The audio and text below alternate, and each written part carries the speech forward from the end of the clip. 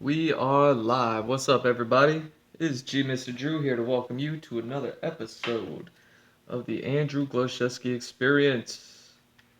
Hope everyone's doing well. Hope this video finds you in good spirits and stuff. As I was saying in my stream yesterday, the last stream I did, that I was either going to be working on character or an environment today. And I wanted to do just one little twist as to what I normally do in my videos.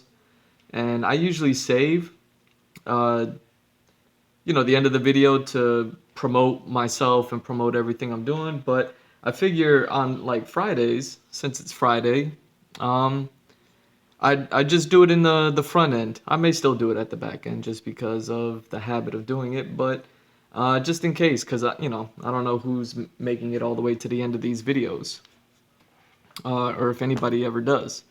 So I'm Mr. Drew, and that's at Mr. Drew on all social media. Posting all my old videos on YouTube, and on YouTube you'll be able to find all the old videos of all this old work that I did. You know, things like when I was working on these weapons and when I was working on the old map. Oh yeah, look at that. So Scorpion Sub-Zero came out today, or the Mortal Kombat movie came out today. And damn, where is it? Here we go. I mean, I did this back when the promo came out back in February. So I haven't watched the Mortal Kombat yet. I just remembered that it came out today. I was like, oh shit, I gotta go watch it. But I watched the finale for Falcon and Winter Soldier, and I was like, you know what? I need to. I wanted to stream and then talk about that, and then uh, watch Mortal Kombat, and then I'll do another stream, and then maybe I'll talk about that. However I feel about it, if I feel about it. But either way, to get back to it, so it's Mr. Drew posting old videos on YouTube. You can watch my old work and old videos that I do here. Everything is still unedited until I get, the software, hardware in order to do it. But I'm just at the moment, this is what it is. And gmrdrew.art is my website. So you can check me out there. Links are all there. And yeah, man, I'm Mr. Drew everywhere you can find me. If you're into the artwork that I'm doing here, if you like it and you want to hire me or anything like that, I do commissions off of Patreon. You can join my Patreon, pledge a certain tier, and then you get certain commissions in return. So check those out. And then also Mr. Drew on Fiverr, where if you don't want to join a Patreon, but you still want to commission me, you could just commission me straight up on Fiverr. And then I have like a few different options on there. What else? Mr. Drew on Instagram and Twitter. And I'm just posting pictures on Instagram and Twitter. I just share and retweet things that, inspire me and everything that I'm interested in. But yeah, that's going to be it for the front end promotion of myself. I'm going to make it more of a habit, especially on Fridays. But yeah, I don't want to do it on every video. That just seems sleazy. I like to leave it for the end of the videos. But either way, let me adjust the camera and get this stream ready. I was wondering what I wanted to work on. I had like a few options, a few ideas, and then I said I was gonna do 3 up top here. I ended up turning the first one into 2 little ones, and this is the one I finished last night. And then I was probably gonna end up doing one big one, and yeah, I kind of got an idea to do one big one. So I'll just do a quick 10 by 10 instead of the 3 by 3. So this is gonna end up being 10 times the size, and I imagine people appreciate that. To see me switch it up from time to time, because it's been a while since I worked on a larger piece, because I haven't been doing any merch designs or anything like that recently. It's just been all concept art. So yeah, I'm gonna turn this one big square into something, but it may take a couple streams in order to do it. So maybe I'll get half of it done now, and then I'll get the other half done later on. like in the next stream after this one. So yeah, let me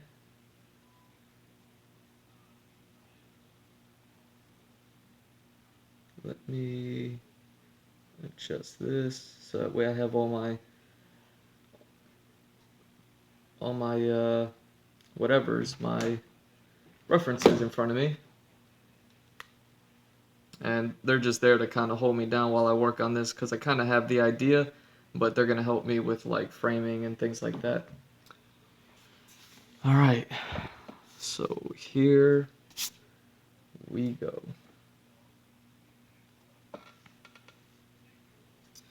So if I wanted to do that, that, that, so these people will be down here like that. He'll be up. And yeah, okay.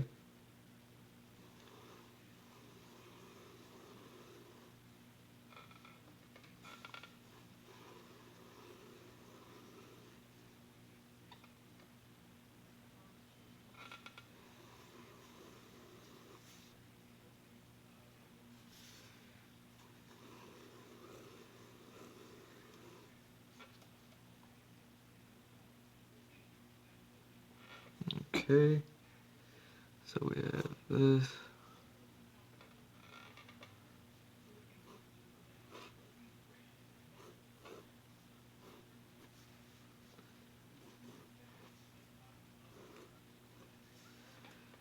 Go.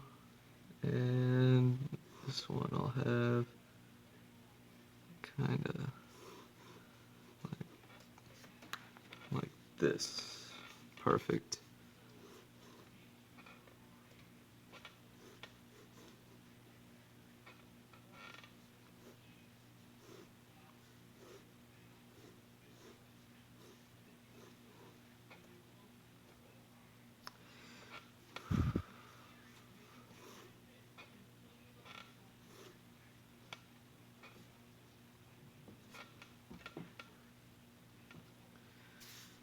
Looking over here.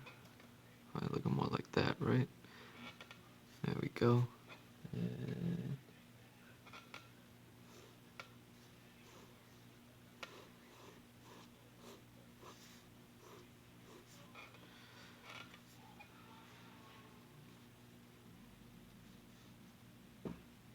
there we go.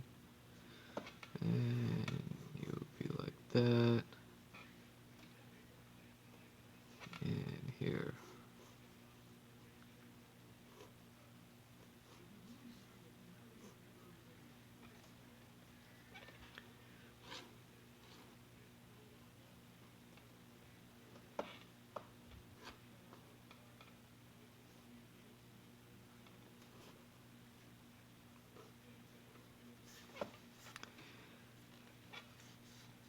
And yeah, this one's just gonna be a fun piece of this character. Like I said, he's kind of chill and laid back, and I had an idea. What I was gonna do in the stream was fix this one up, but maybe I'll just do that off camera, or I'll just do that on a separate stream one day.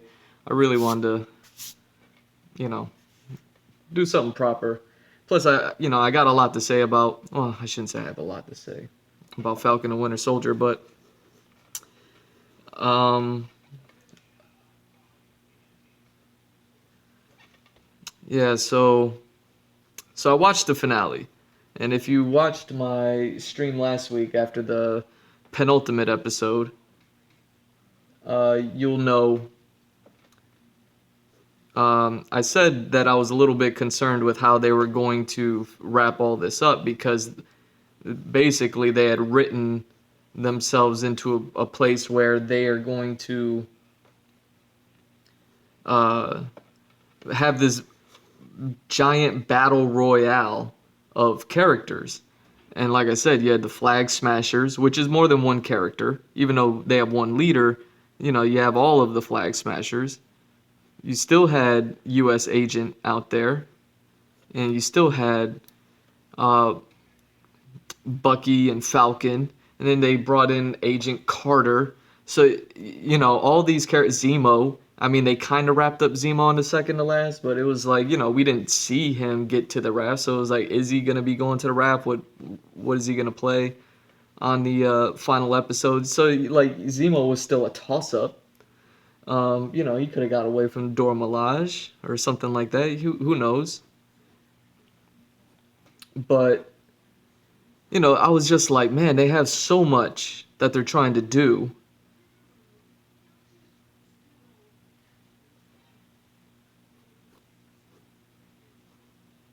And yeah, I was just concerned. I was like, man, I don't know how they're going to wrap this up now. You know.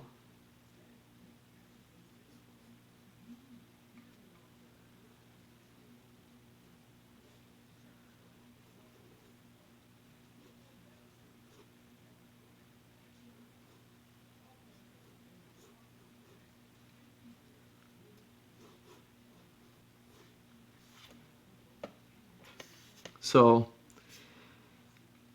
so that's where we were at going into it. I was coming in. I woke up this morning. I was like, oh yeah, I could watch Falcon and Winter Soldier, and I put it on once, and I'm not gonna say it's bad. It's not bad. I think they went to tell a story, and they certainly told it. And once they wrap up a show, once anybody wraps up a show, not Marvel, not Disney, not anybody in particular. Once anybody ever wraps up a show, that's when the show's done, and you can now you can reflect on what the show was about the entire time. And that's when people can decide whether or not they're happy or upset or anything like that. Um, and everybody kind of knew what the show was going to be about, but we didn't know all the details just yet.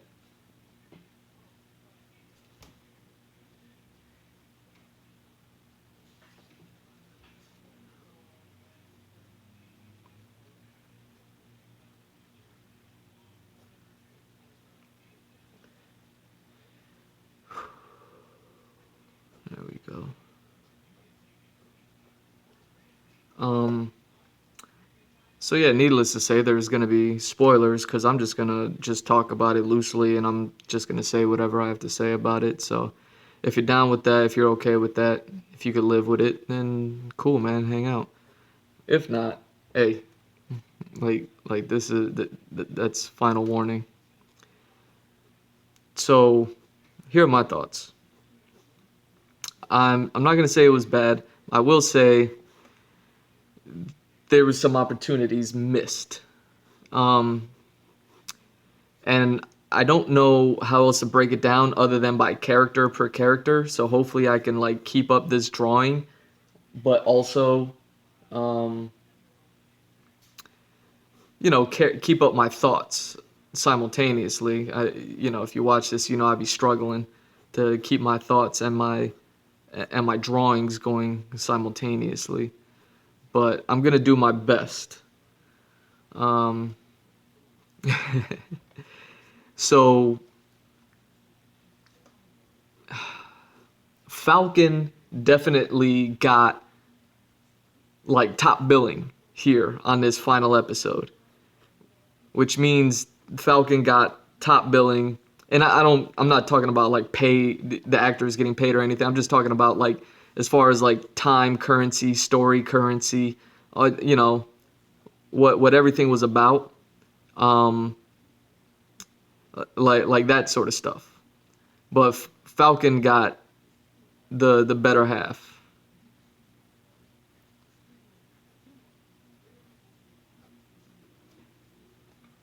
of everything.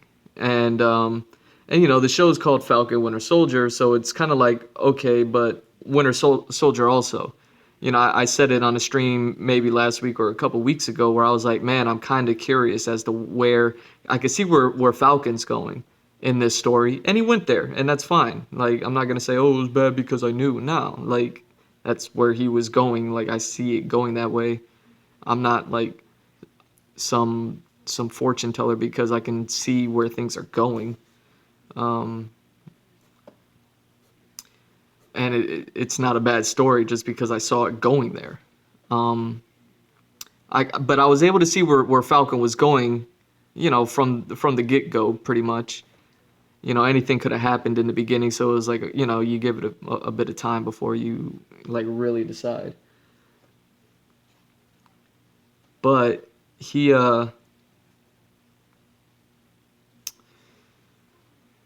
Falcon certainly got top billing.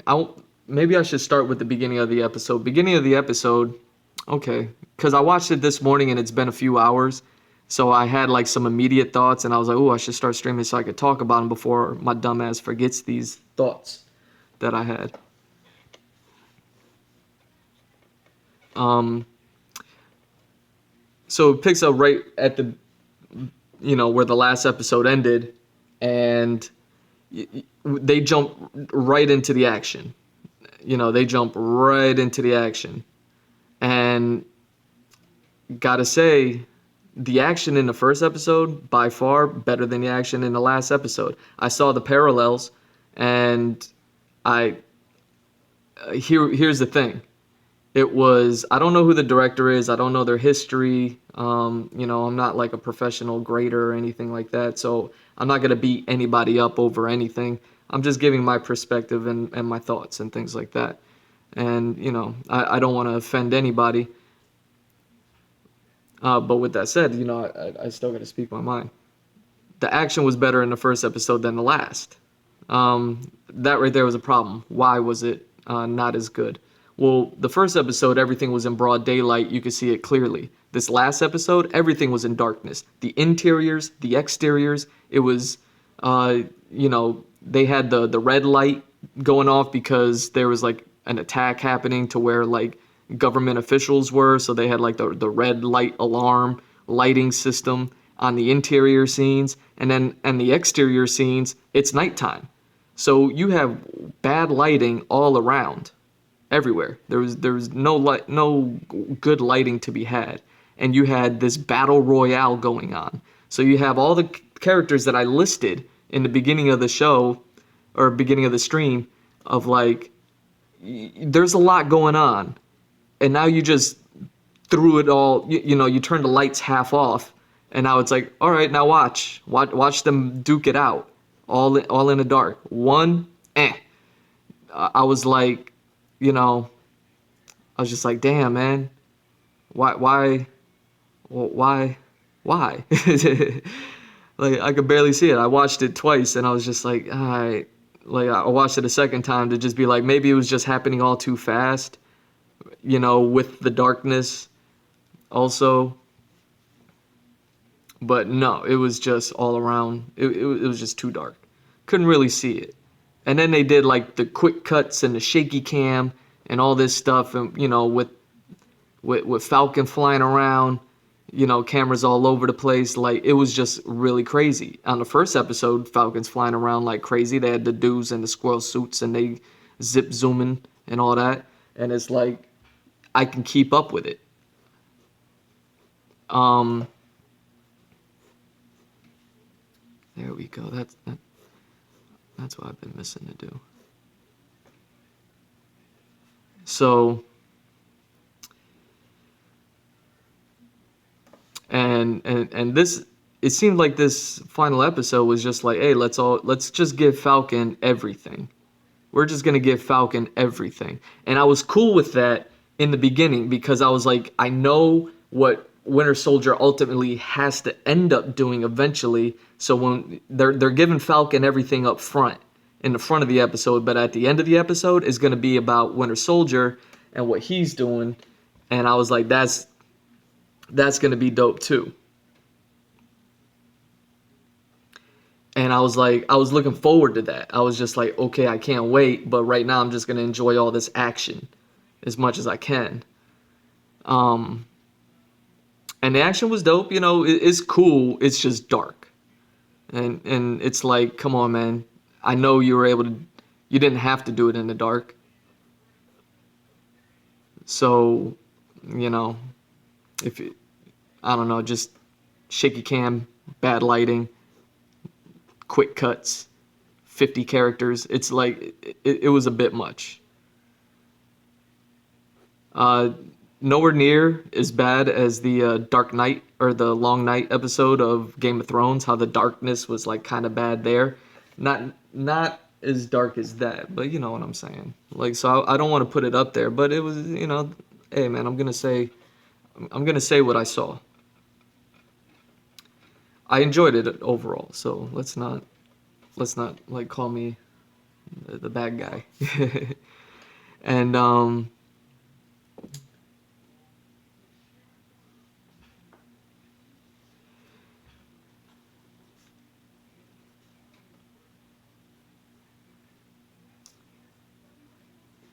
so you know, it was a bunch of action scenes. There's a lot of fighting. It was all the confusion. Like I said, it was a battle royale. It was a battle royale, and it was craziness. It was hecticness. I'm not gonna get into details about who fought who and what happened because, like I said, it was all over the place. Um, you know, I've been hearing a lot of people talk about like, oh man, Bucky seems to have gotten nerfed this season. In the beginning, I was just like, oh come on, you know, give them a chance. They're gonna figure this out. Maybe you know it's just all the confusion or just the fact that you have all these like super soldiers running around, or you know, like they're gonna address like Bucky. He's not just gonna be nerfed all around. And this was the first time I felt like, you know what, maybe I was wrong. Maybe they just did nerf him. Maybe everyone was right. Maybe they just saw it. And, you know, I saw it, I recognized it, but I kind of gave it the benefit of the doubt of like, you know, Bucky's being caught off guard. He's in the middle of trying to transition. He's trying to be cool. He's doing this, he's doing that, and then he's thrown into this um, crazy situation. And,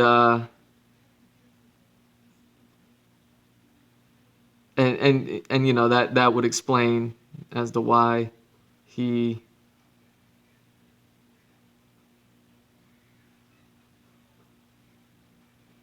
as to why he like was nerfed or whatever you want to call it. So I always like to give the benefit of the doubt, but yeah, there was a particular scene where Bucky was like trying to rip something off of something with his arm strength, and I couldn't believe it. I watched it a second time, I still couldn't believe it, and I was just like, you know, if this was uh, the second movie, Winter Soldier, he would have that would have been shot with him just like ripping the fucking door off. You know what I'm saying? Like ripping the wall off. And now I was just like, God damn it, he is nerfed. You know, I don't want to believe it, but hey, it is. It is what it is. So.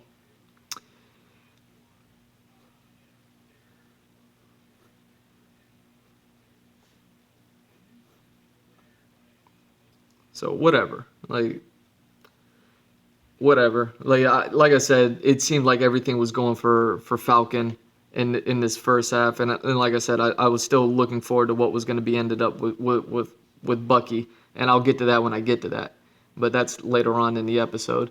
So after all the action happens, all the dark scenes, all the battle royale, this character, that character, uh, you know, U.S. agent and flag smashers and everybody's kind of, you know, it all comes to a head, and you know, good guys prevail, bad guys are defeated, and they're kind of doing the wrap up with all the destruction and things like that. And I was watching a video this morning talking about it. One of the videos that I watched, I don't know if it was like Screen Crush or something, or maybe it was what's his name, Heavy Spoilers. But one of them, they used the perfect word to describe what happened, you know, at the end of all the action. And what happens is like Falcon gives a speech. It's a beautiful speech and all that other stuff, but they say it's heavy-handed. That was the word used, and I said that's perfect. It was heavy-handed. I remember watching it, and the first time I saw it, I was like, this is good. I like this. And then it kind of dragged on, and I was just like, okay, I don't believe that this is reality anymore. That that Falcon would have been talking to these government officials after, with all this craziness and all these reporters around, like on the street and in public like this, and the way that they made it look, the way that the scene is set up, is that, yeah, let me take a picture of this. The way that the scene is set up is,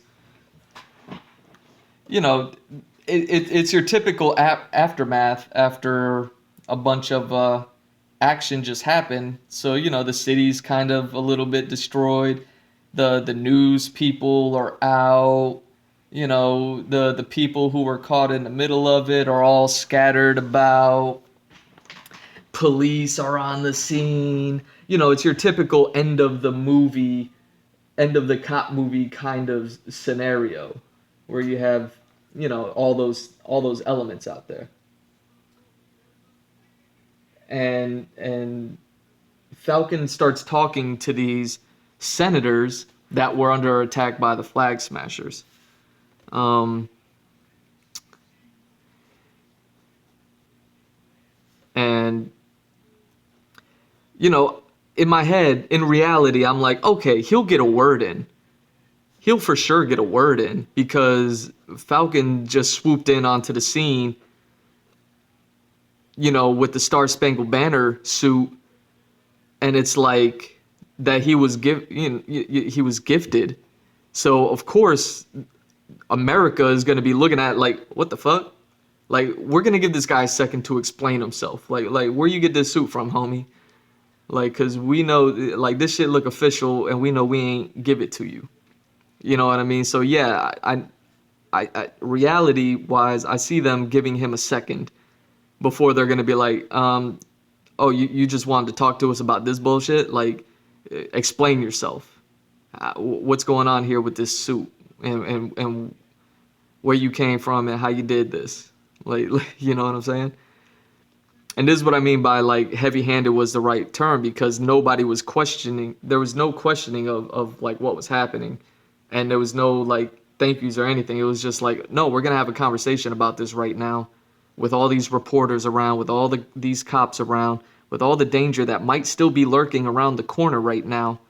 We're gonna have this. It went on for a few minutes. Again, if it was like for a minute or two, I got it. But if it was like a 5-minute scene, I don't know how long the scene went on for, but it went on for an extra beat or two. And yeah, how do I want to do this?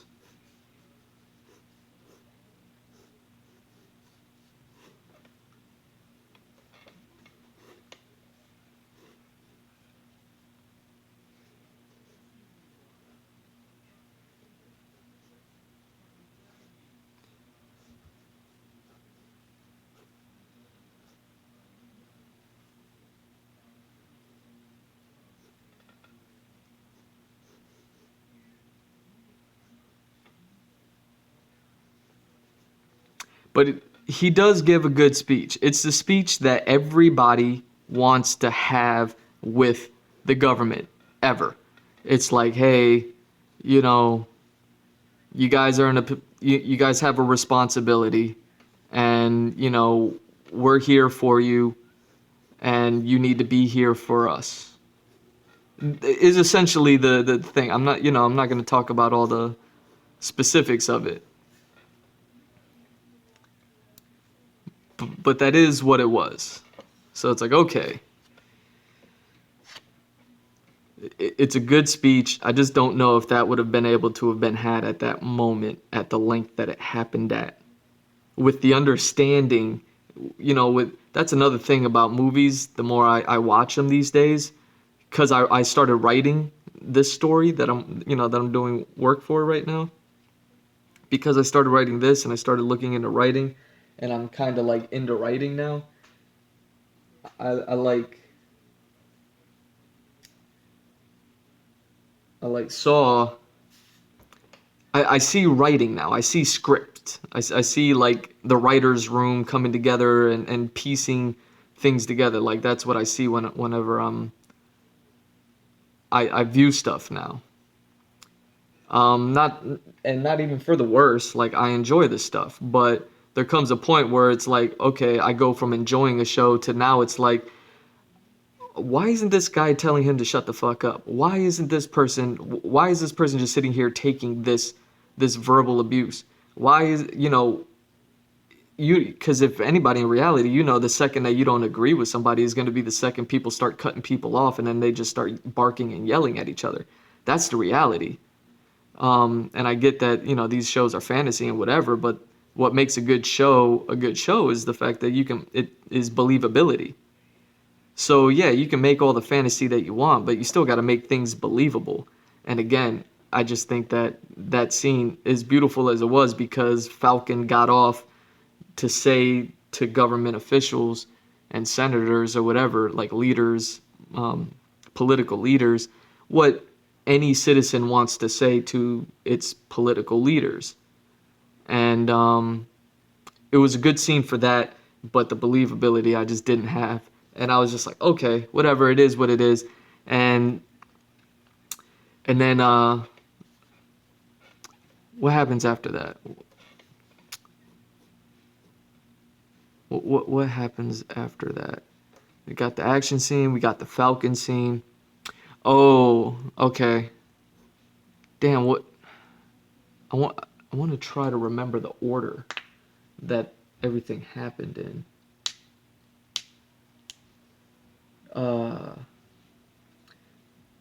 Because the Bucky thing didn't happen until the end.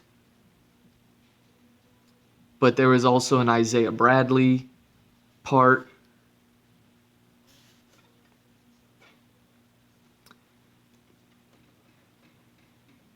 Well, let's see. There was John Walker. I'm trying to remember all the parts. You know what I mean?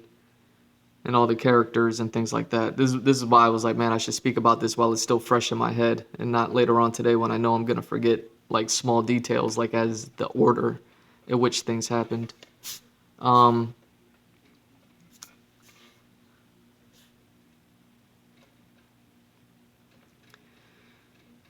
Oh, so Falcon does his speech. John Walker sees him do it, and he's just like, they give each other the nod. So it's like, okay, John Walker, the fake Cap, he's gonna be understanding of Falcon, and he's gonna like allow Falcon to do his Captain America thing. And then, Falcon walks off, he goes to meet up with Bucky, and they go to meet up with Sharon Carter, and then, they just have their little talk, and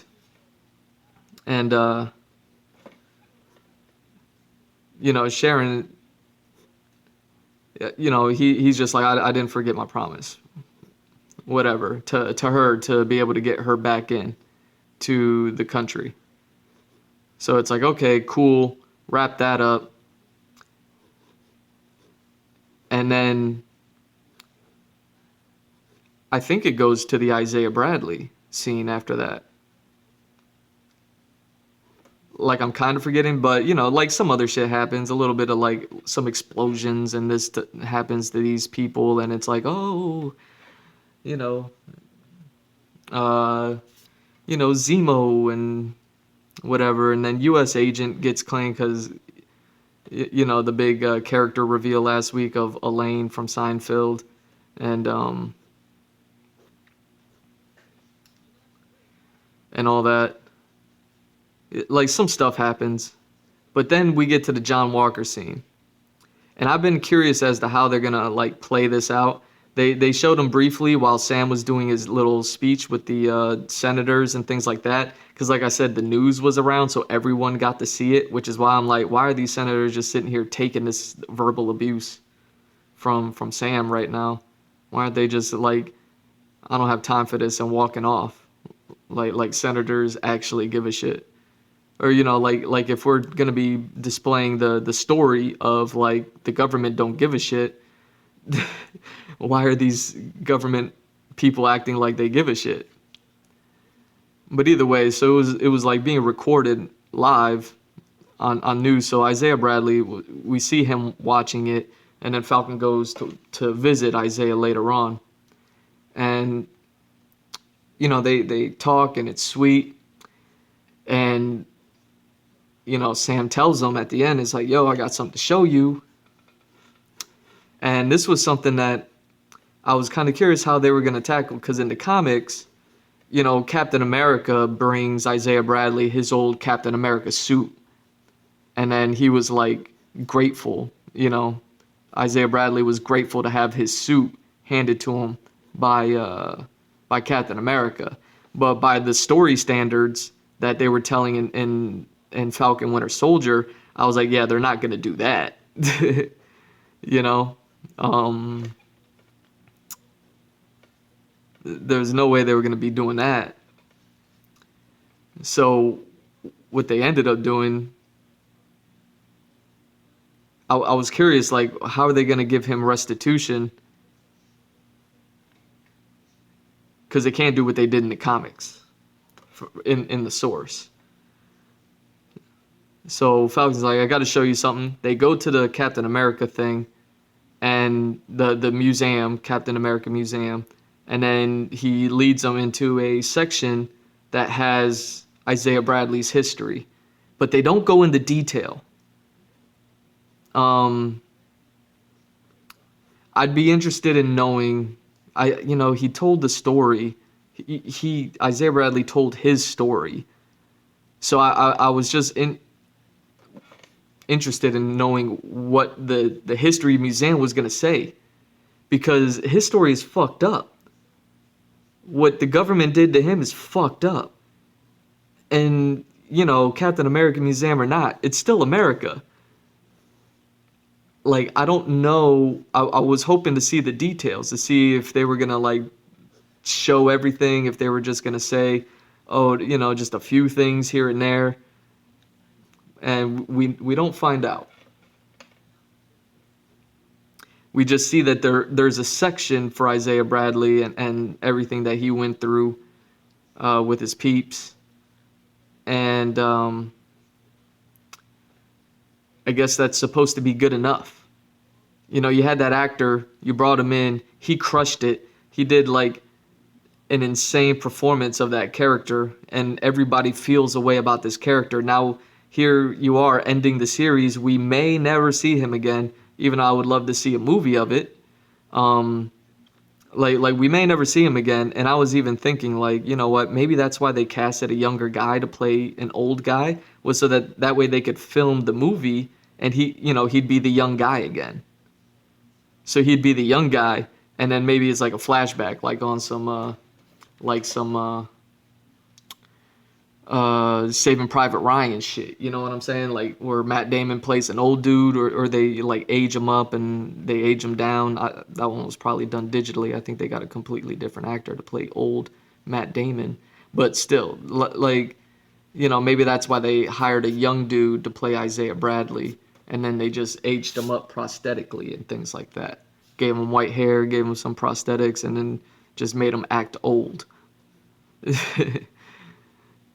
And so yeah, I didn't feel any payoff with Isaiah Bradley.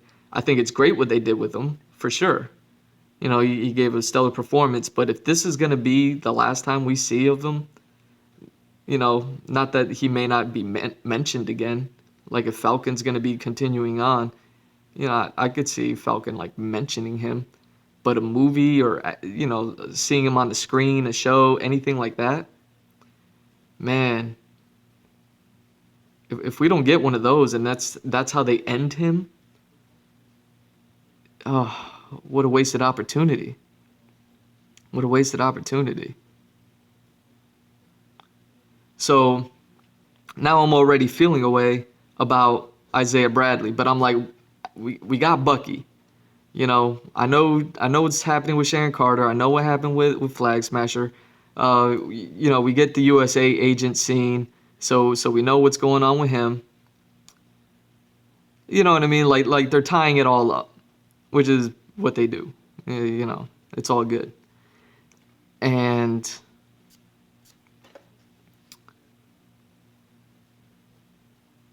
Uh,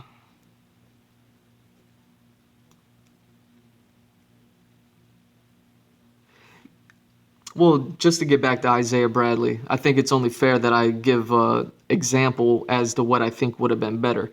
Because what happens is they did it all so quick, where Falcon got to sit there and berate these senators on live television for a little bit too long. A scene that I think we all would have appreciated a little more time dedicated to is Isaiah Bradley scene. And it's not even to just revisit what we already knew about the story that he had already told us episodes earlier. It would have been to to you know, you, he did so good with that role that it was just like it's like let's let's get more. Let's get more of that. The whole world was in its feelings when Isaiah Bradley showed up on that episode. You know what I mean? We were all feeling like Falcon.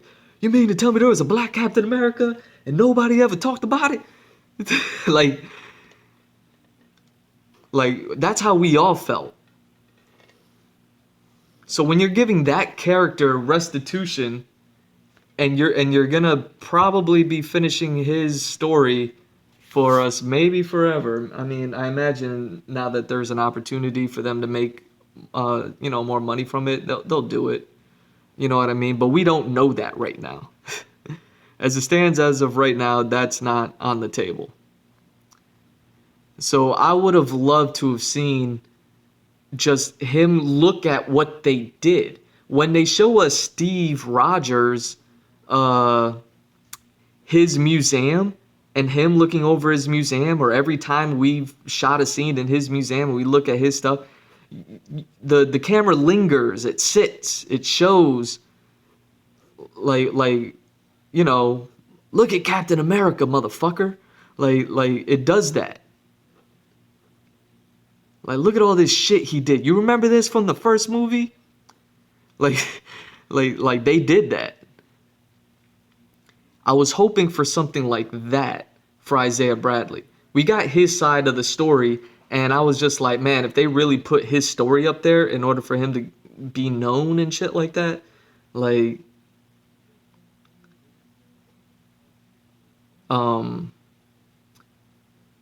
that means America would have had to have thrown itself under the bus to tell his story. And if I was him, and if I was that bitter old man, and I had someone showing me what is going to be what's dedicated to me and my fallen brothers, like, I'm going to want to see what the details of the thing was. I was almost thinking, oh, they didn't that. I thought he was going to say, like, so they're going to keep that part out, huh? And then him and Falcon be like, yeah, you can't blame them for, just protecting themselves, but I did the best that I could. Something. But they didn't give anything. It was just like, here, look at this room real quick, and then hug, cry, and that's what we got. And it was just like an end scene. And it was like, man, I really wish we got more. If they do shoot a movie of it, maybe they'll give us more. But I was really hoping that they would address the other soldiers. I was hoping that he would throw some names out. I don't know if their names exist in the comic or anything like that, but be like, oh, they even got them in here. Maybe he just gives another little peek into what happened in the past with them. Just something. I'm thinking about like Private Ryan when he visited the grave of Tom Hanks's character.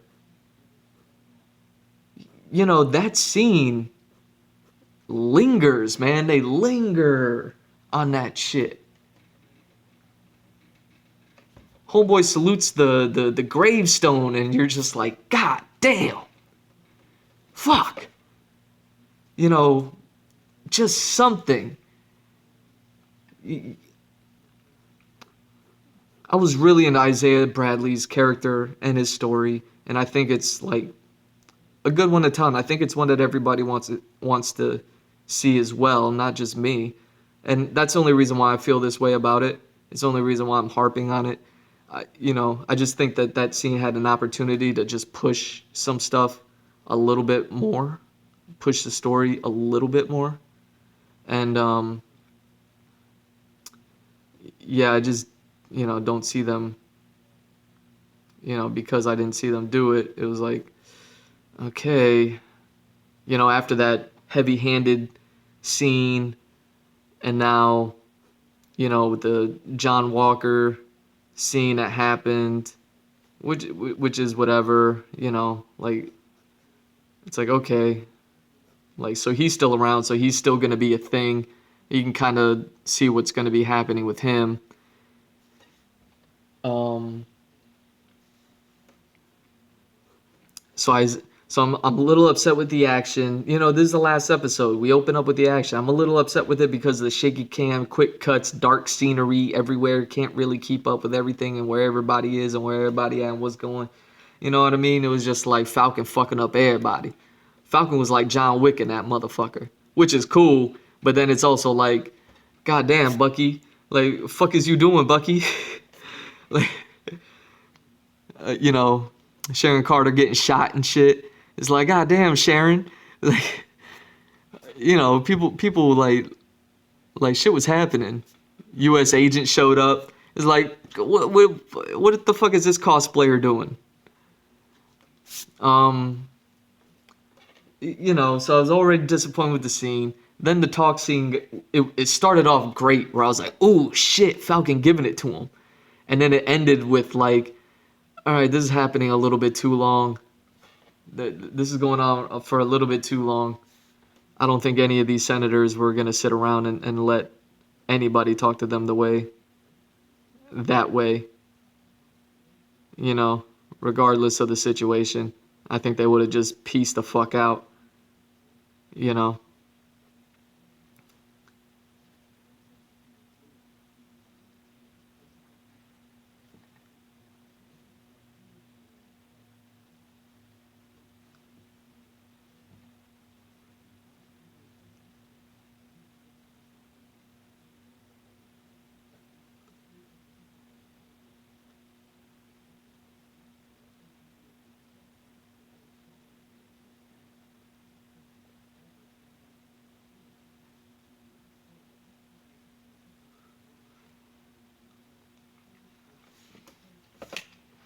There we go.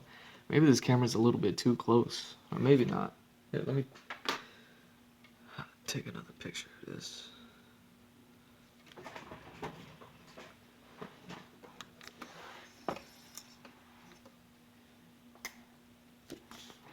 So, I'm already, it's the finale, and I was already worried that it was gonna be rushed. Like I came in a little bit worried, but it's like, we're gonna get it. We're gonna get it. So it's been the Falcon show, that episode, and it's like, okay, like that's cool. We get the Isaiah Bradley scene, and that was cool. It wasn't great perfection, hot shit, take all my money, standing ovation, but it was cool. I was like, okay, you know,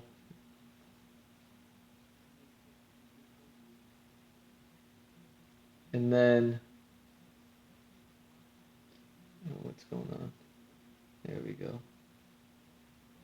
There we go. There we go. Okay. Sorry. Trying to get my shit together over here.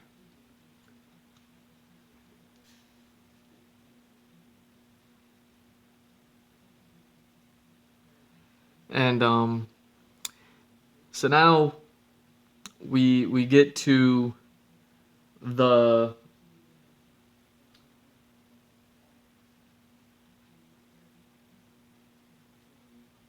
oh yeah, so that's the order that it happened in, because the action happened, then the heavy-handed conversation happened, and then the explosion happened, and then the U.S. agent thing happened, and then we got the we got the Isaiah Bradley scene, and then I think we pick up with Bucky after that. So now we're at the Bucky part, and this is the part I've been waiting for because they built it up since the first episode of like him trying to do this stuff, and he had to go and talk to this old Chinese dude or old Japanese dude about old Asian man about killing his son.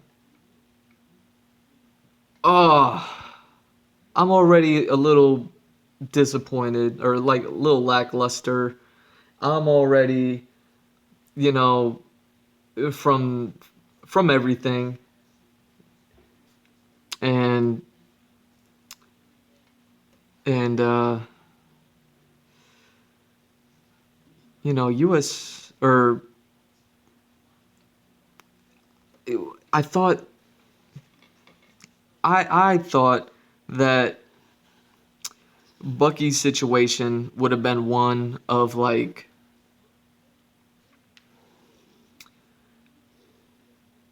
you know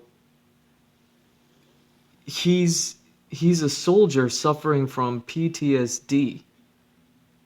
He's he's a man dealing with regret. He's he has so much going on in his story. He got nerfed.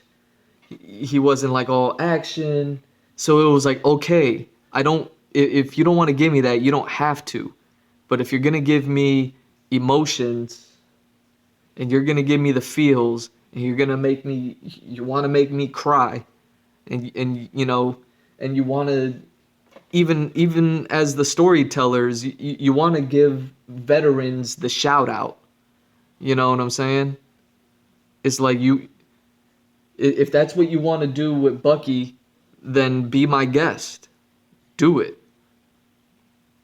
Oh, wait, which way is this going? Okay.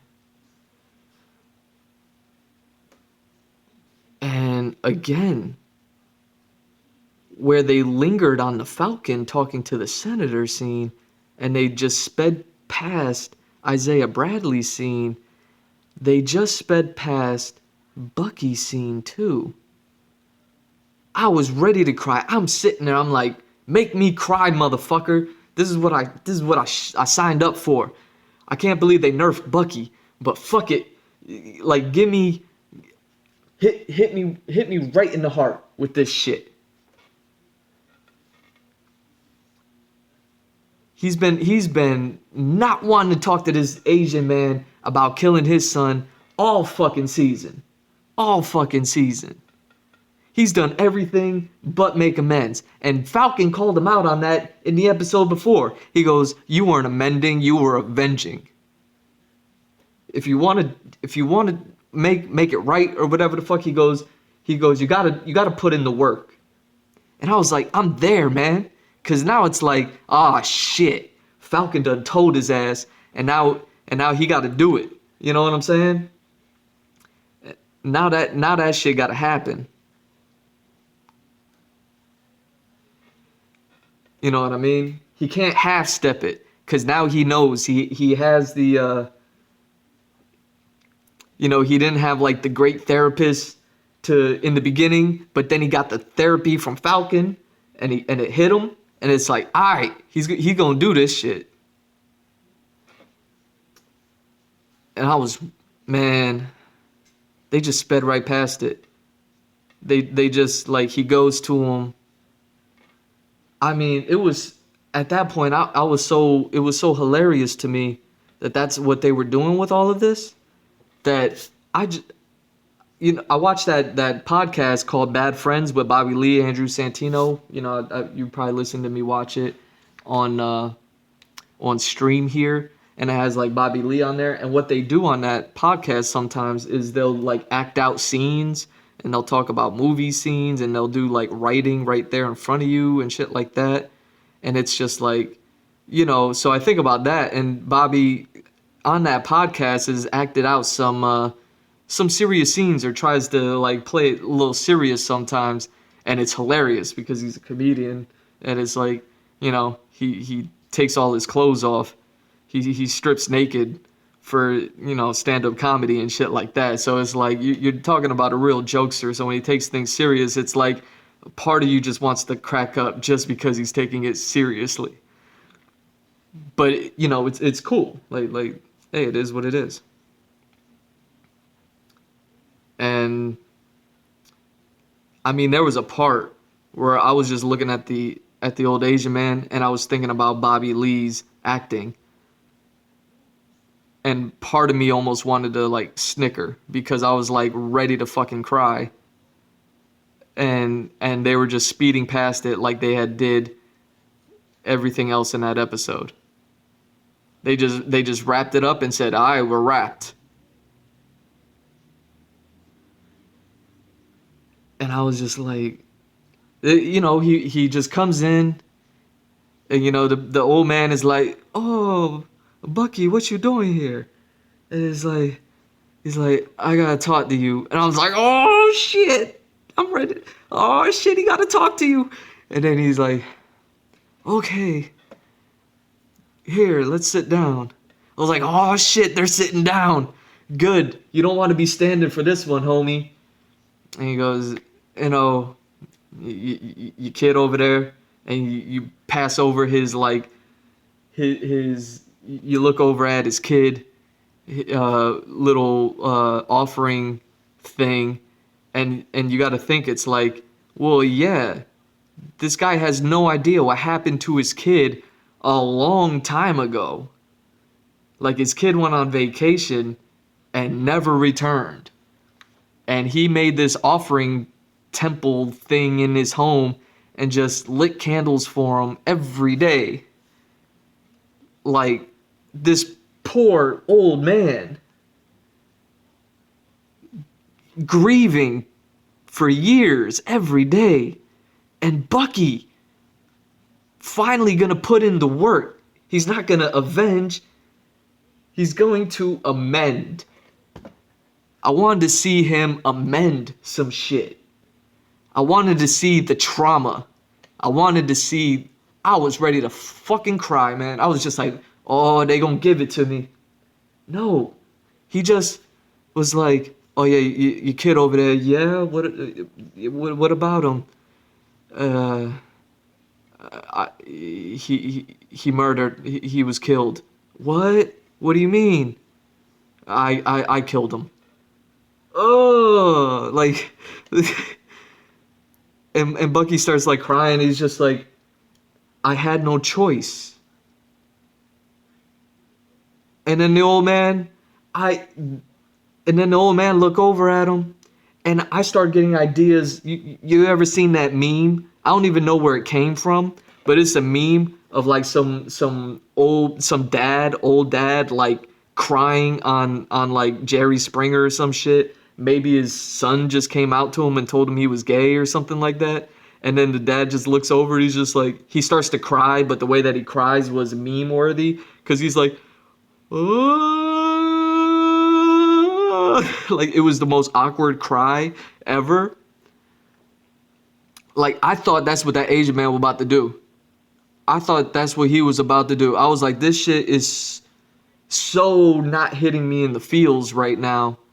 It's all quick cut. It's all quick dialogue. It's all just, hey, and it was just like, if you was just gonna say you killed the man and you ain't had a choice, like, you could have said that episode 1, homie. You could have said that episode 1 and moved on with your life. You ain't had to grab lunch with the dude. You ain't had to grab dinner with him. You ain't have to let him hook you up with that nice little Asian girl from the restaurant. You ain't had to do none of that. You could have just said, oh, hey, are you Mr. Nakajima or whatever it was? Yeah? Oh, I see you got a piler for your offering table for your kid over there. That's, yeah, my kid disappeared. He went on vacation. I never see. Yeah, I'm the Winter Soldier, but I'm not the Winter Soldier no more. I killed him. I had no choice. Bye. Like he could have just did that episode 1. He could have just did that off camera. Honestly, we didn't need that. Like that's how I feel. Like after everything that episode, and then I'm it's the ending of the episode. Everything got to build up, and you started with the action, and you threw Falcon everything. Falcon, he whooped everyone's ass. Falcon saved everybody. Bucky didn't do shit. uh, it was the Falcon show. So when it came to Bucky and his time, I was just like, all right, now it's the Bucky show, because it's called Falcon and the Winter Soldier, not Falcon. So the Winter Soldier got to get equal something. And if he's not going to get the action, he's going to get the feelings. God damn it. But no, they gave that to Falcon 2 when he was talking to the senators. They gave him all the action. They gave him all the talking. They gave him everything.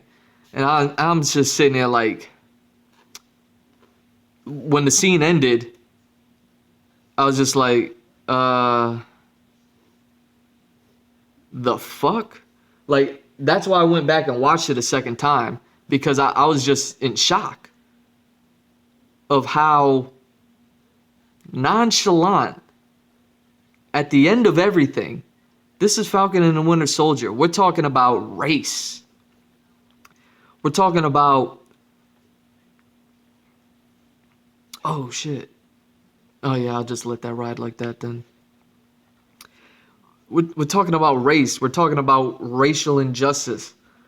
You know, I don't keep up with everything that's happening with the Black Lives Matter stuff. Like, you don't even really have to keep up with it to know about it. I have friends who do, and I follow them, and they keep me up to date with everything that's happening with that. I listen to podcasts like the Joe Budden podcast and things like that, Joe Budden Network, where they talk about those things all the time. So I don't really like watch the news or keep up with all that stuff. I'm not a SJW. Like, I'm just not. I keep up with it. I think it's a fucking crime. I think, you know, justice needs to come to anyone and everyone who does something wrong, cop or not.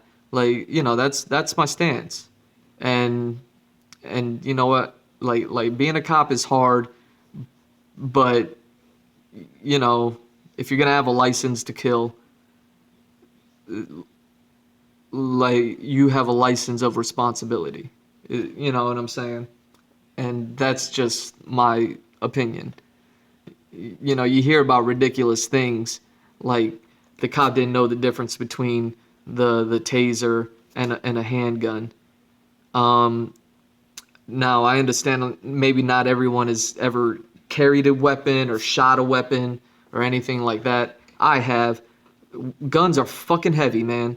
You'd be surprised how heavy a gun is. And then when you see, like, you know, you see people holding them like double-handed like this, but, you know, often you see them holding it one-handed like this, and then they have their arm fully extended outwards. You have your arm completely extended outwards, like elbow and shoulder locked, and you're aiming a weapon. Like, that shit is heavy. That's weight that's being dragged down by gravity. Like, you actually have to put muscle into carrying a weapon.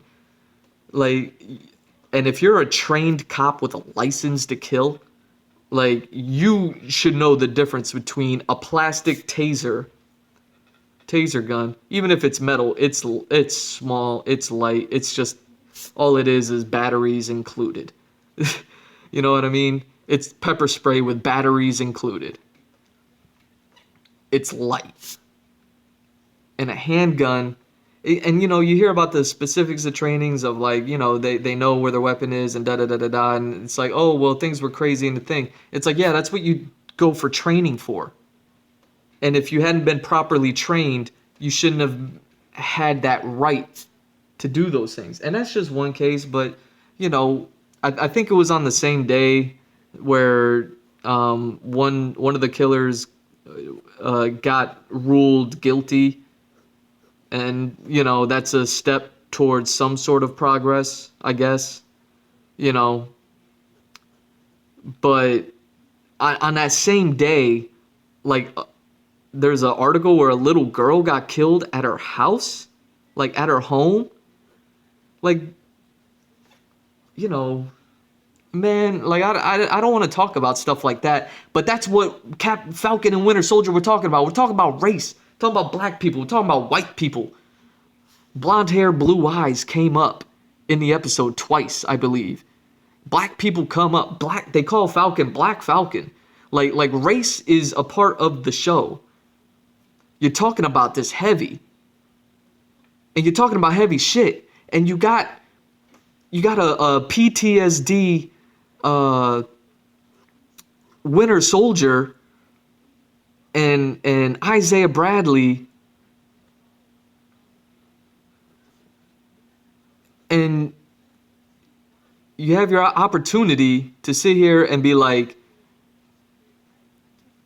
like really dig into it and really talk about like, hey, we recognize shit is fucked up, and then also have an opportunity to just write, because this is all fictional fantasy shit. You have the opportunity to write like, this is how we gonna fix it for you, and then you do it poetically. You know what I mean? You do it in a way that makes us feel good, because it's the end of the show, and you built up to this battle royale, and you gave us the battle royale, and now you're just tying it all together. And the way that you, man, oh, your son, yeah, what about him? He was killed. What? Yeah, I killed him.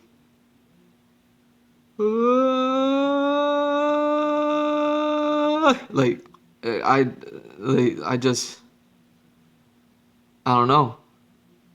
I know I probably sound shitty, and I don't like to sound shitty about stuff, because a lot of people worked on it. It was a great show. Like I said, they did what they set out to do. I'm just saying, like, there was so much going on, and you went to go tackle a heavy subject during heavy times in reality, and here we are, post Black Panther with black superheroes, and this country is going through something right now. America is going through something right now, and black people are going through something right now. No, everybody's going through something. White people, black people, like everybody going through something right now. And it was like, yeah, let's talk about it. Let's give it up for black people. Let's give it up for veterans. Let's give it up.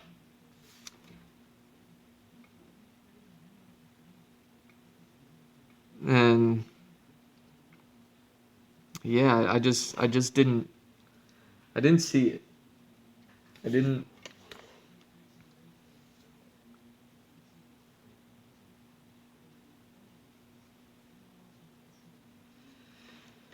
Okay, didn't I want to do something? Oh yeah, that's right.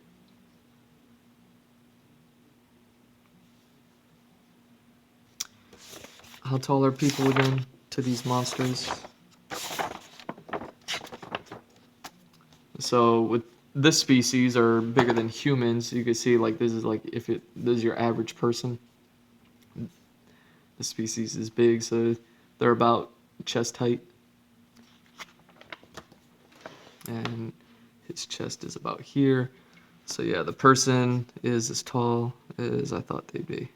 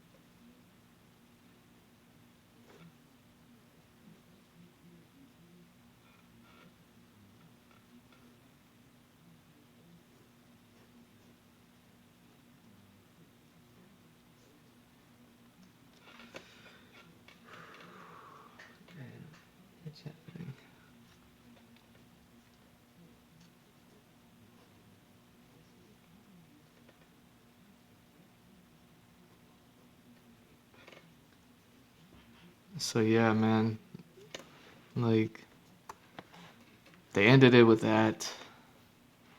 That was the big Bucky scene that I was waiting for. I was worried about the battle royale. I wasn't satisfied, but you know, that's just me being a shit. Okay.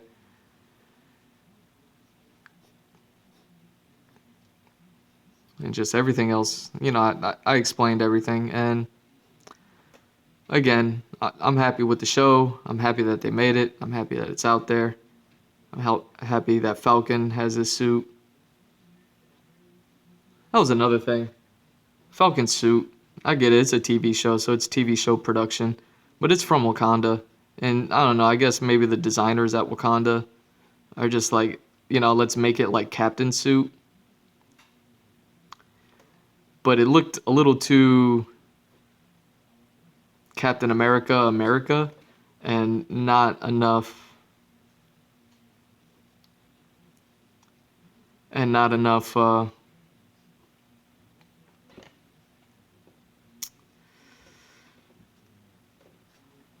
like Wakanda tech.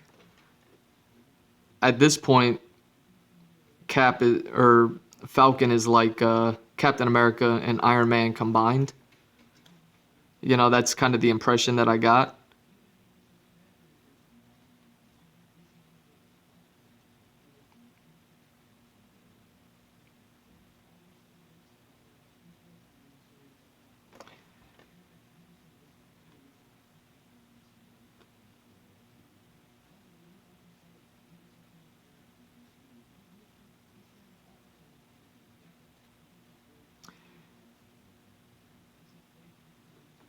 But yeah, the suit looked, it was very reminiscent of how Cap's suit looked in the first Avenger movie, you know? Not, well, the first Captain America movie that was called The First Avenger. Alright, so if her hand is back like this, the thumb would be up.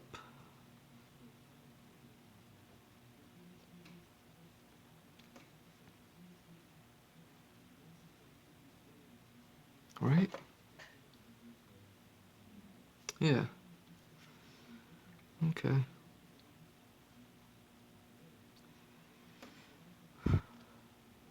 Maybe I could just ball her hand up then instead of have the fingers out.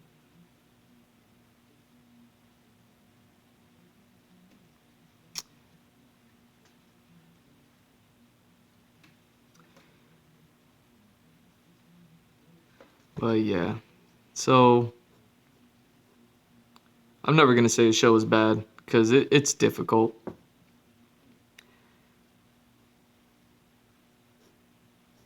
Yeah, you know, I wouldn't be surprised if we learn later on in like an interview or something like, no, we wrote some heavy shit.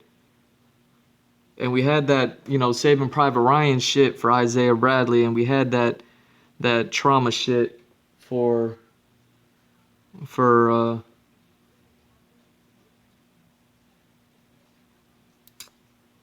you know, for Bucky.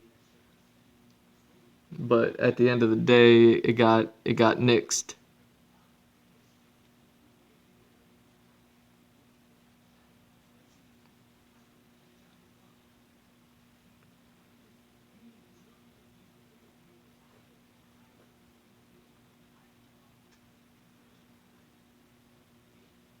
And then it's just like, okay, all right.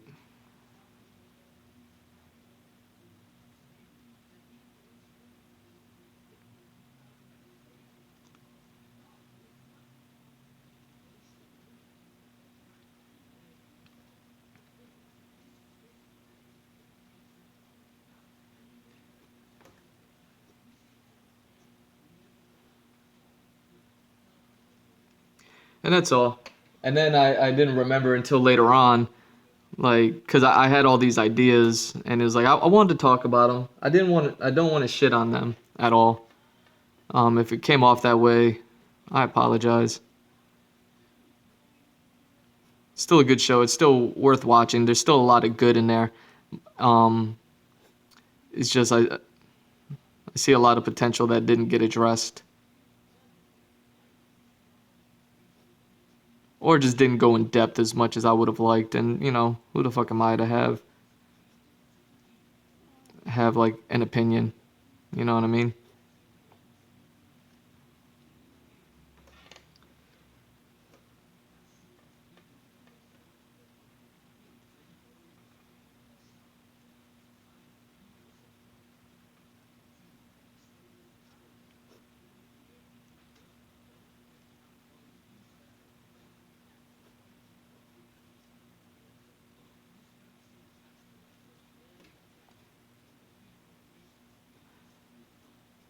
So, I mean, that's my spiel.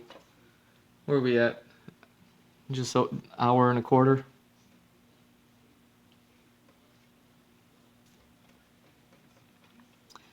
Let me get this hand right.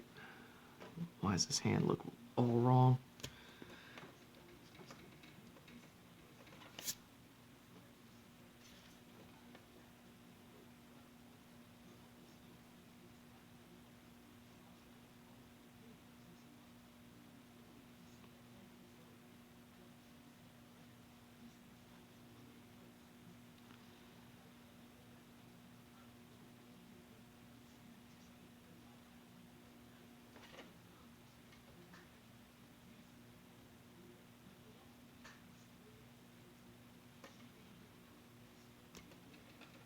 It's just way too up.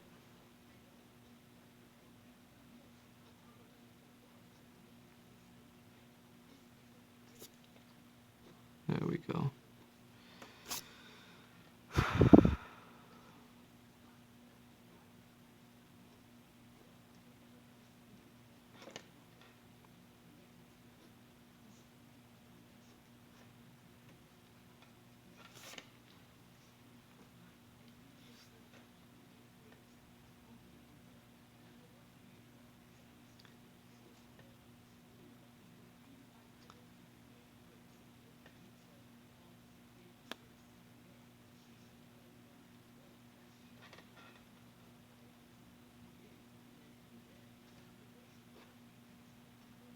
Man, this girl rolling up on him like, I think you're ready. I think you're ready.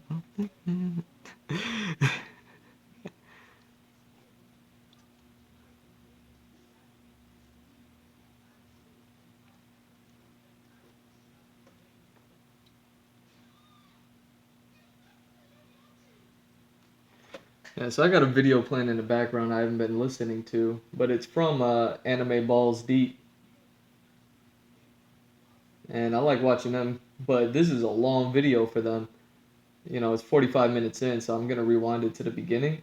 And I just wanted to put it on because it was an interesting title because they've been talking about Attack on Titan since forever, and now that it's over, you know, at least the manga, now that the manga is over, I'll read the description.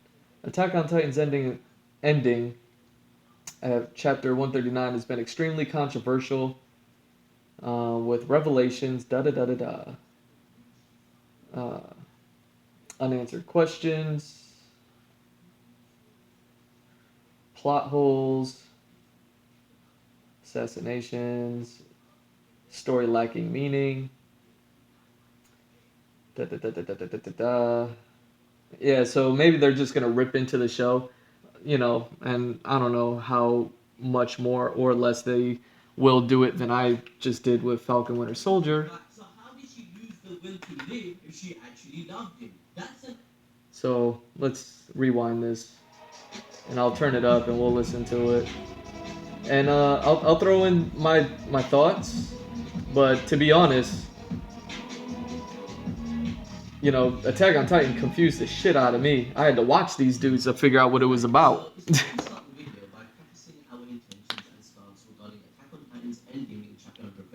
The other video we produced was objectively explaining everything for those that needed to understand what unfolded. But in this video, I'll break down our opinion. This is the most split I have ever seen any fandom of any piece of media, be it a TV show, anime, manga, or a movie. But despite the controversial chapter, I asked everyone to please be respectful. I'm not interested in causing any strife. Rather, we would like to create an open debate with you watching the video right now. If you end up agreeing with the video, I know we can't make a difference at all, or it's not, you know, who am I to make a difference, right? But please make sure to share this video with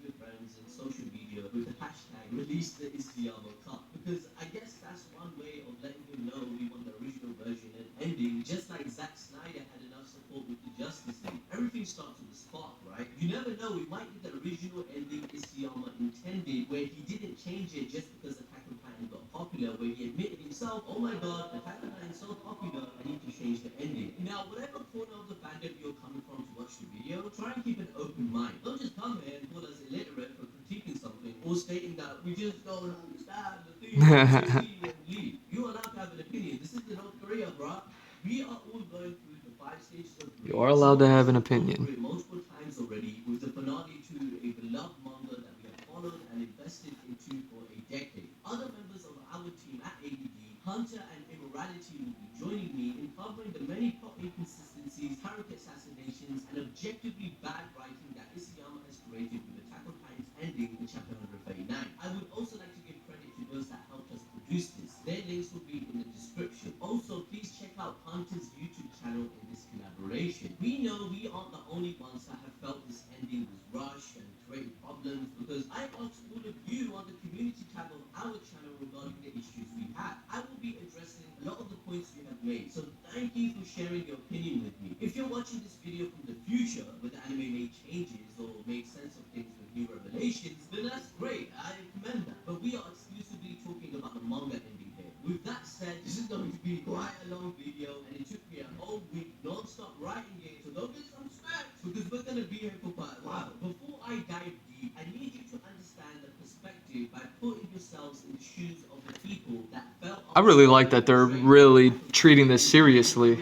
Like I said, I was shocked that they made a video like this, but now it makes a little more sense. to readers of any comprehension. There is no way to deny the fact that Attack on Titan explores the themes on the horrors of war, freedom, racial injustice, slavery, oppression, nationalism, and generational responsibilities, and many more themes. Attack on Titan is an emotional roller coaster that has many key moments which capture a reality we can see in the real world. Isayama created a world where the reader could envision the world that Attack on Titan is, and imagine to themselves, what if this was our world? This is due to the high levels of realism incorporated into the story, which results in readers investing into the story of Attack on Titan emotionally to a higher degree compared to other manga. Attack on Titan embodies the history of mankind, which we cannot erase. But as Eren puts it, we as the human race keep moving forward, away from these mistakes, so that the future generations don't repeat these same problems. We as humans have all experienced problems within our lives which at one point chained us down or made us live through insufferable times, where we asked ourselves, is there a possibility of me getting out of this situation and achieving my goal? Is there a sense of freedom from this pain I suffer?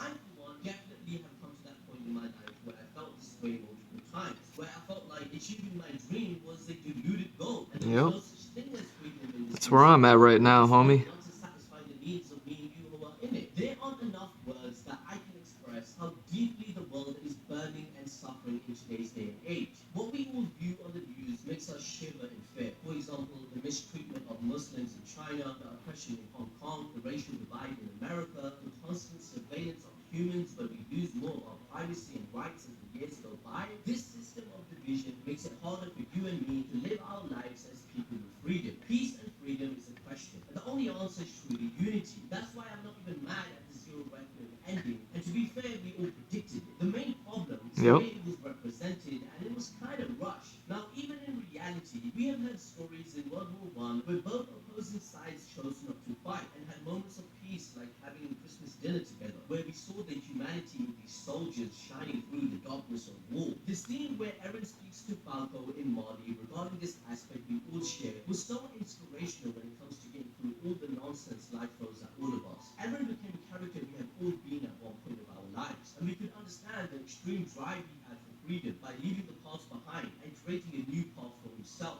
In some weird way, we can all understand and sympathize with Eren, despite the horrendous atrocities he commits in the later parts of Attack on Titan, because he desires what we all want: freedom from fear and conflict, allowing everyone to look forward to having a future that wouldn't be taken away by someone else's random act of violence. This is what I and many others saw in Eren. However, in chapter number 39, it renders all of this redundant, as it was predestined fate, and Eren didn't follow his own will, but rather just the path Ymir Fritz set out for him, where he was pretending as he walked forward without ever knowing the end result he was going to produce. This is the complete slap in the face of everyone that emotionally invested in Eren's Eren's character and the story of Attack on Titan. I am going to break this down further, but what I'm trying to say is every single epic moment and meaningful interaction that Eren had has now been diluted within an instance of reading the ending, which is a tough pill to swallow. This is because chapter 139 is now the skeleton of the whole show. Isayama introduced time travel, and it's the biggest chain that all other chapters now connect to. The other chapters are now the meat and muscle. However, with a collapsed skeleton, you're bound to find cracks within the bones. Now, I hope at this point of the video you have understood why the ending hurt a lot of people. But let's cover the core of Eren's character and break down how this was shattered. Hunter will now cover this part. Who is Eren Yeager?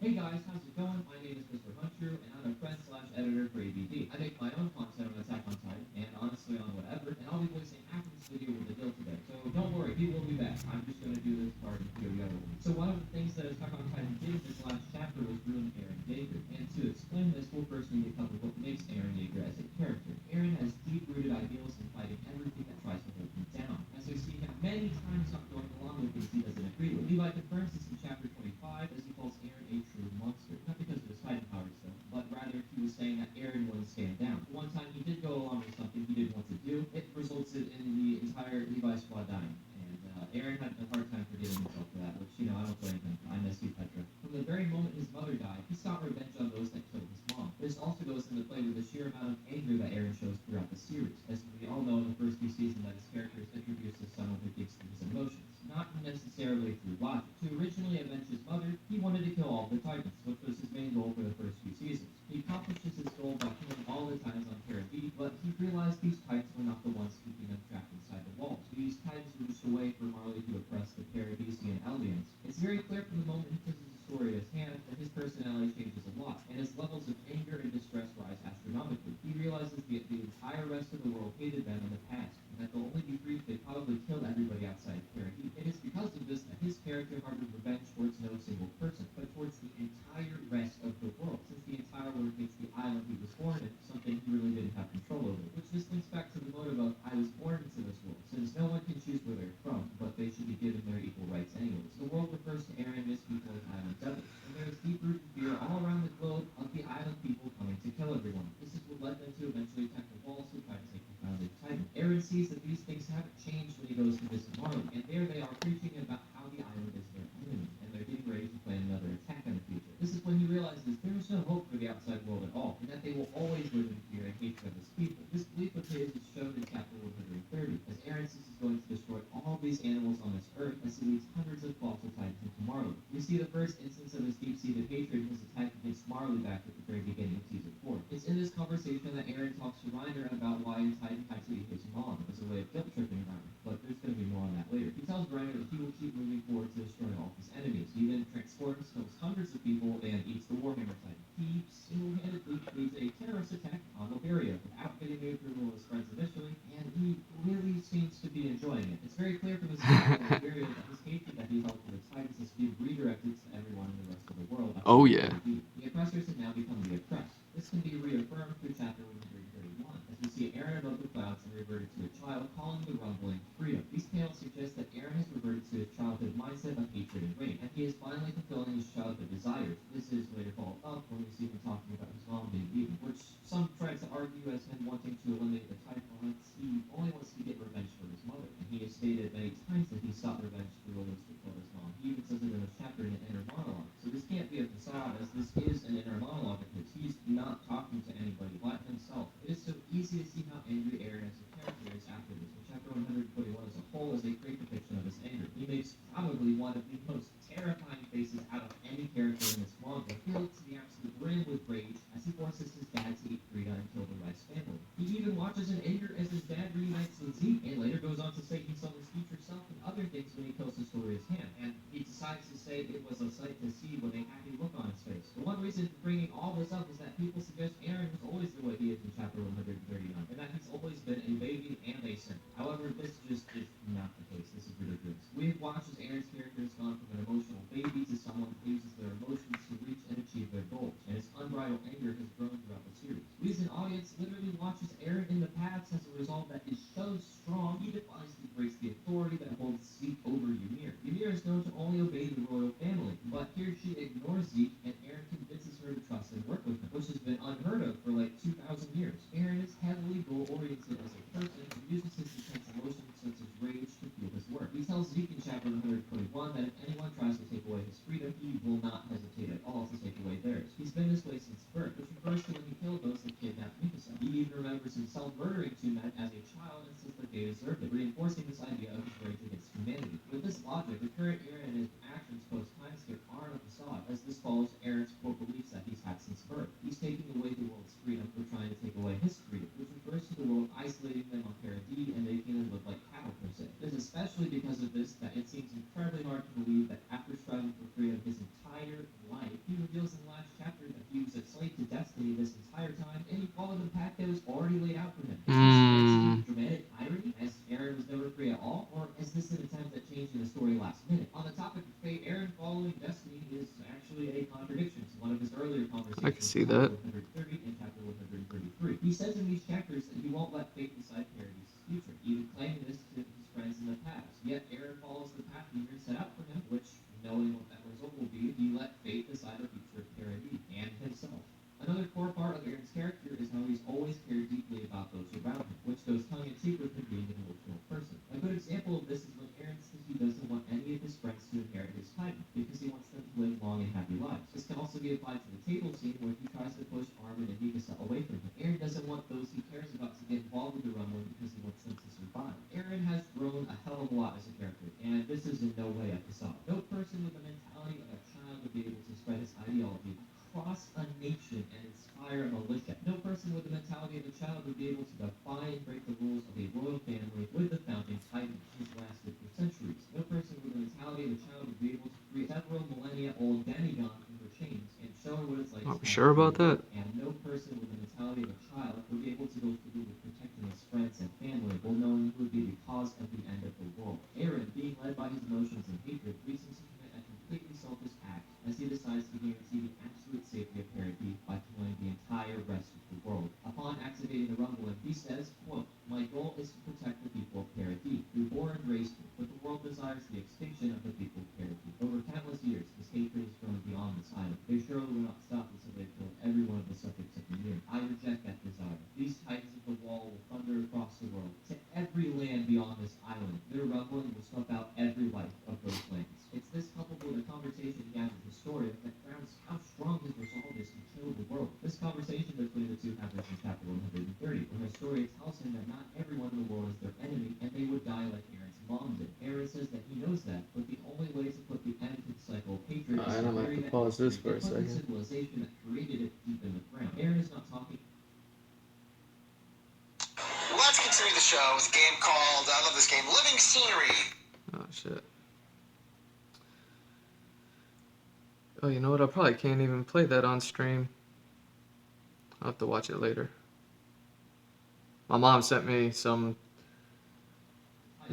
clip, but I'll watch it later. And for creating this cycle of hatred that has lasted for so long. As mentioned by Aaron Kruger, the owl, the attack type is the key to ending the cycle of hatred. However, Aaron is going through with this due to his selfish desires that he admits himself in chapter 131. Aaron had a deep fascination with the outside world when he was a child because of those books Armin showed him, but he tells Ramsey when he learned about what humanity was really like outside the walls, he was disappointed. He was disappointed because instead of a land filled with freedom and all types of opportunities, the outside world only wished for the death of him and his people. We know he isn't a heartless monster though, as we see him crying for Sasha as she died, and him apologizing to Ramsey since he knows Ramsey will perish. As we said earlier, he wants Marley with the rest of his friends to look for any hope so that they didn't have to do the rumbling. Aaron even calls himself a half-hearted piece of shit, but then he states, "No, I'm even worse than that." He says this because he knows he's going to go through with a full rumbling, and he knows what Ryder went through when he had to invade the vaults because he's going to do it himself. Aaron reasons with himself, and he contemplates his decision very heavily. He contemplated the world majority over that of Paradis' minority, and he rejected it because he wanted his island and his people on it to survive and to be free. Aaron knows he has to kill the world, but he understands that there are good-hearted people in it, as we see him telling Ryder before his attack on Marley. He knows there will be innocent lives lost due to the rumbling, just like how his mom died to the attack on the wall. But Aaron has to keep moving forward. A large portion of the fandom says that anyone who calls Aaron a bad character or says that he was ruined means we did not understand him. They suggest we think Aaron's character was just a genocidal maniac, but he was nowhere near close. Aaron was a man that was so desperate to see those so desperate, in fact, that he was willing to stop over the entire world to ensure the safety of those people. This creates an interesting dichotomy of his selfish desires with selfless ones, because he cares so deeply for the people around him, and he feels so much remorse for his actions in having to kill people. However, Eren knows he has to do it. He has to keep moving forward. This is what makes him so interesting, and what makes chapter 139 a total insult to his character development. It starts on the second page of the final chapter, as Eren says he directed the hate of the world onto himself. This confirms our Zero Requiem theory we had for a really long time, where he would make the alliance of his heroes to bring humanity together. However, I will like to admit that our Zero Requiem theory is contradicted a little bit by a conversation Eren initially had with Commander Pixis at the beginning of the series. Commander Pixis asked him what he thought about a legend where he said the world stopped fighting to come together to fight a gigantic threat. Eren himself says that this ideology is stupid and he outright rejects it ever being possible. With this logic, on top of the fact that Eren has not really shown that he wanted people to kill him to become heroes, that him deciding to suddenly become a martyr doesn't make too much sense considering all of his ideology. So this page of Eren saying he wanted to be the enemy of humanity doesn't align with his original goals or ideals very much. I see many people attempt to argue that Eren was a kid when he said humanity coming together to eliminate a big bad was dumb, and that his ideals can change. However, these are the same people that use post-time skip Eren being a facade as an argument to him going against his original ideal. This in turn suggests that Eren in 139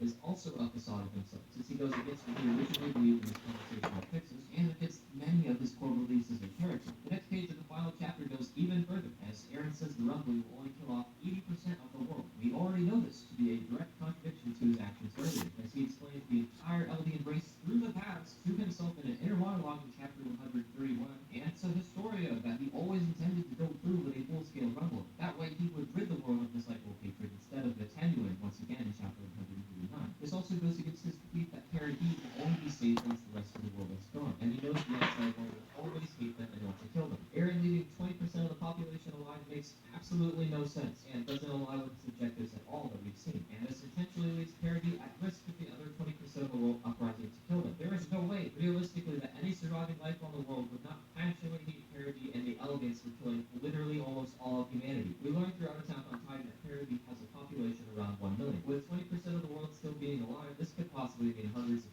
millions of people. They could easily overpower Parody. This is on top of the fact that Parody is 50 years behind in terms of technology. Realistically, Parody advances only bought Parody about a decade before the rest of the world tries to attack them. We see the Elegants preparing for war, and it is quoted that they fear an uprising of the rest of the world. I wonder if I should just This clearly suggests Eren did not do his job of guaranteeing their safety, which was his make him his ice form. for doing the rumbling. This in turn makes the entire rumbling feel really pointless, since he never achieved his Probably goals. should. One could argue he even created a fascist society since they scream his ideals regarding the war. They state, if we win, we live. If we lose, we die. If we don't fight, we can't win. Eren is seen as a martyr after killing millions of people, rather than a villain.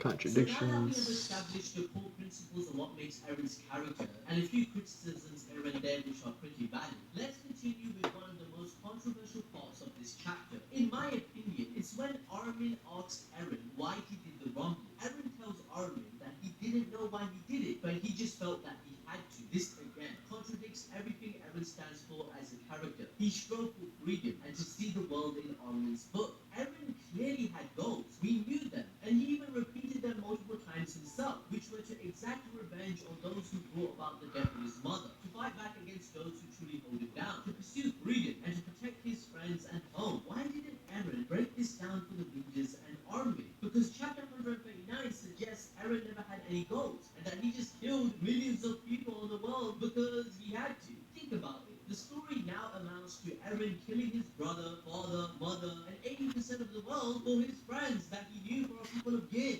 This, coupled with everything else discovered previously, is outright character assassination. In chapter 133, Eren even goes as far to tell them that he's there to talk to them to let them know that he has nothing to say to them. Yet we find out in 139, he lied. He apparently visited them all in the past from chapter 131, and they don't realize it because he altered their memories. Eren has always been a character that is true to his words and follows through with the things to the end. Eren lying and doing things he says he wouldn't contradicts previous actions of his. In fact, Ishiyama, the creator of Attack on Titan, agrees with this opinion, and he himself admitted in 2017 in a a weekly shonen magazine when he was asked what is Isayama Sensei's ideal character like. Quoting him, he said, "Someone who does not lie. From the story's circumstances to lie means the character twisted his or her original will and resolve. I find the most appealing are those who operate according to their resolve, as well as those who are the magnification would say rise up against the entire world. On the contrary, I find that characters who become pawns of the storyline are unattractive. Often the main character will give up on their original goals due to the story's development. So those who stand opposite of him or her can become more fascinating. The most interesting characters are those who operate according to their resolve and rise up against the entire world." So let's look at that key moment he just stated. Isayama is basically speaking about Eren, yet he contradicted everything in chapter 139, his own beliefs. Since we learn Eren did lie to everyone, he didn't have the intention to do the full rumbling at all, and he wanted to stop at 80%. On top of all of this, he was the pawn all along with predestined fate and a path he created himself that he followed by Ymir. This is what Isayama hates most about a character, yet that's how he butchered his main character. I don't know, man, it doesn't make any sense to me, seriously. Eren being the symbol of freedom and hope that he himself admitted he would strive to become for Paradise has been butchered into an irony that we are all slaves to that ideal. As Kenny There we Ackerman go. said, every human is a slave to something, and we are all drunk on it, and that's what keeps us moving forward. Eren was a slave to his selfish desire of freedom, but this is contradictory yet again, since Eren never had the intention to complete the full rumbling. He wanted to make his friends live long, happy lives, and make them the saviors of the world that would enjoy the freedom he would never experience. Therefore, he was never really a true slave to his own desire. He was a liar to himself, which Isayama stated he hates about a character. We are to believe that freedom is an illusion, and Eren is an ironic clown. The mother that gave birth to Eren, Carla, she was this selfless woman that loved him very much. She is the one that revitalized his life and told him he is special because he was born into this world. Eren takes on this mantra and uses it to justify how he wants to create this ideal for everyone that remains in the world after the rumbling. Everyone has the right to real freedom rather than living in constant hatred and fear of the Titans. However, the phrase that emotionally impacted all of us in such an intense manner, as it applies to the real world and all of us, it has been completely shattered. I was born into this world has been morphed into the idea that death is liberation from one's existence. What makes it worse is that we learn Eren and Ymir were the direct cause of his own mother's death. This was a cheap shock value that was entirely unnecessary, since Dina's Titan was already an abnormal Titan that would act differently. Dina already had the writing and foreshadowing because she claimed she would follow her husband Grisha no matter what before she changed into the abnormal. The storytelling was already there as to why she ignored Berthold, and it made sense since she held onto the resolve before she changed. What was the point of making Eren the cause of his own mother's death and destiny? Because that only regressed his character even further. One could argue it was because he needed the resolve and extra motivation to be the chosen one. But again, this is a tragic irony that he caused his own terrible life. Wasn't the Titans and killing all these monsters and all this shit enough for this dude? No! This is because, logically speaking, Eren didn't even need to have this destiny. He has no right to be angry at his father anymore for giving him his fate since he himself caused it. When Eren says, "I don't know,"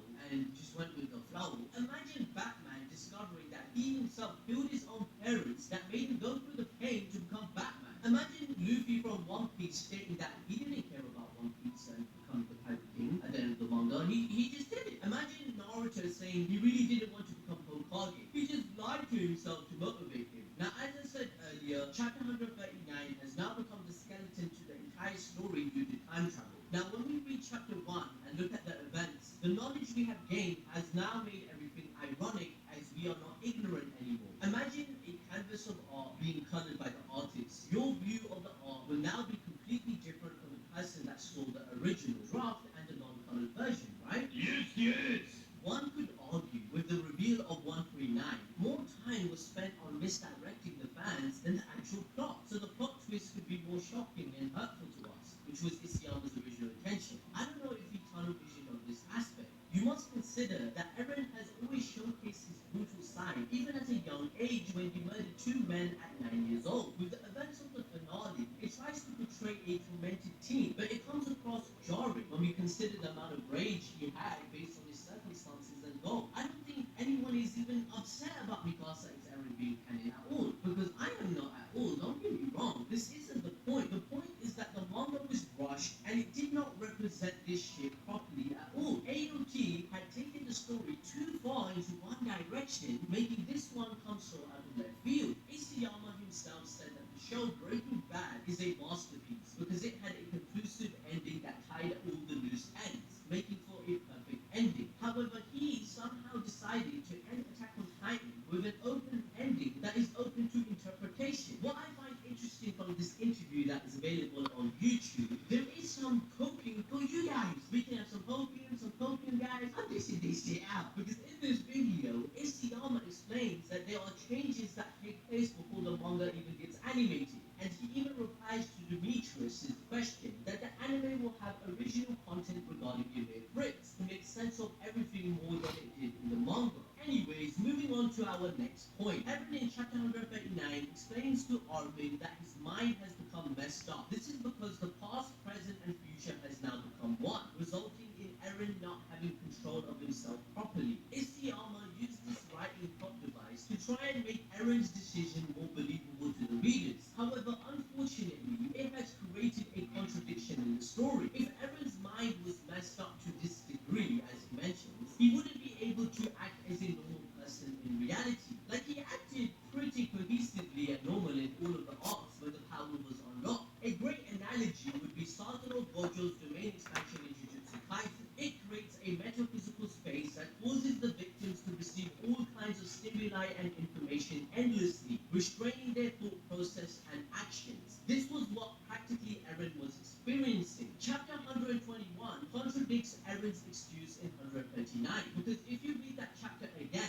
Eren forced his father to kill the Reese family. He shows competent control over the Attack Titan power, as Zeke and Grisha both confirm that Eren doesn't show his father everything or certain memories. Zeke asks Eren why does he not want to end the conflict? Why is he doing the rumbling? Where he states, I am just me, I always have been, whilst Eren is remembering his dream of his friends and killing the men, implying that he has ruthless rage and yearning for freedom. At this point, he is making sound decisions and thinking to himself. He is not saying this stuff out loud at all. The visual imagery keeps telling the reader to believe that Eren isn't a slave or have a destiny, that he himself is making these choices for an end result that he wants. Eren then states to Zeke Yeager that I guess you thought the two of us were the same, but you're wrong. If someone tries